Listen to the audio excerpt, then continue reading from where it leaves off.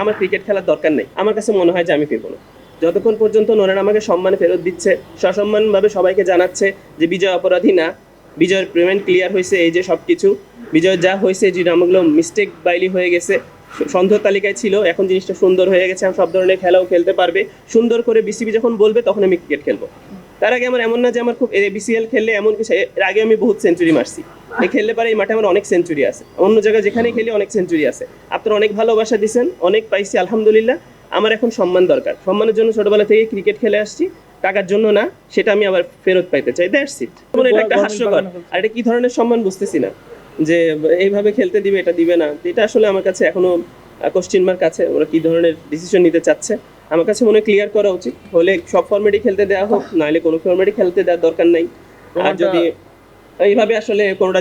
দিল না, আর কোনোটা সিলেকশনের প্রসেসের মধ্যে পড়ে নাকি, তো আমি বিপিএল এ 3 নম্বর হাইস্ট রান টেকার, আমি লাস্ট টুর্নামেন্টে আমাকে নেয় নাই, ওটা সিলেকশনের প্রসেসের মধ্যে নাকি পড়ে। তো কোনটা কি প্রসেসের মধ্যে পড়তেছে, আর আমি দেখেন একদম সত্যি কথা, আপনারা সবাই নর্মাল ভাবে অর্ডিনারি চিন্তা করলে দেখা যায় যে আমি যদি বিপিএল এ কোশ্চেন মার্ক উঠছে বিধায় কিন্তু আমি প্রিমিয়ার লিগে অনেক অর্থ কম নিয়ে খেলছি, কারণ সবাই ভাবে যে এরকম একটা প্লেয়ারকে কেন আমরা টিমে নিব, তারা অবশ্যই টাকা আমাকে দিতে চায় না, যেই প্রাপ্য সম্মান আমার পাওয়া উচিত, সম্মানই পাওয়া উচিত, সেই সম্মানই কিন্তু আমি প্রিমিয়ার লিগে পাই নাই। তো এবারও যদি কোনো টিম কন্ট্রাক্ট করতে চায়, সে চিন্তা করবে কি, আজ বিজয় প্লেয়ার 1000 রান করে 900 রান করে, আদাদের একটা প্লেয়ার কমপ্লিকেটেড, ওদের নিয়ে বিসিবি ভাবতেছে কি ভাবতেছে না, বা ওর ডাউট আছে, তারা তো আসলে আমাকে নিয়ে ভাবে চিন্তা করবে না, এটাও তো সত্য কথা। তো আমাকে তো একটা ক্লিয়ার দিতে হবে সবাইকে, যে এই বোর্ডেও যা করতেছে আগের বোর্ডও তাই করতেছে, মানে ব্যাপারটা একদম ইজি, একই রকম হয়ে গেল। হার্ড লাইন আর কি আমার বলেন তো, মানে একটা মা বাবার সাথে হার্ড লাইনে কি যায় কেউ ছেলে। বিসিবি তো বলতে গেলে আমার ছোটবেলায় 13 থেকে মানুষ করছে, বলতে গেলে তার আন্ডারে আমরা সবকিছু খেলি সবকিছু করি, তাদের কাছে হার্ডলাইন কি, তাদের কাছে আমি রিকোয়েস্ট করতে পারি, বারবার সমাধান চাইতে পারি, তাকে বলতে পারি যে আমার এই সমাধানটা করেন, যে আমি এতগুলো টাকা পাই,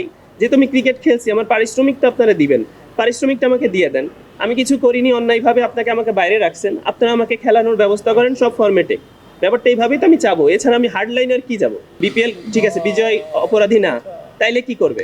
আমি যে 1 বছর খেললাম না, এটার মানে ফিনান্সিয়ালি সাপোর্টটাকে দিবে, বা আমি অপরাধী কি করবে, বা আমি 1 বছর খেলিনি, ওইটা টাকা পাই নাই, ওই টাকাটা আমি কিভাবে পাবো, বা পারিশ্রমিকটা কিভাবে পাবো, না কি পাবো না, এটা সমাধান তো দেওয়া লাগবে। তা আমি সমাধান চাচ্ছিলাম, এটাই কষ্টদায়ক বিষয় যে কেউ কিছু বলছে না, কোনো সমাধান দিচ্ছে না, ডাকছে না, বা ডেকে বলবে, ব্যাপারটা এইরকম,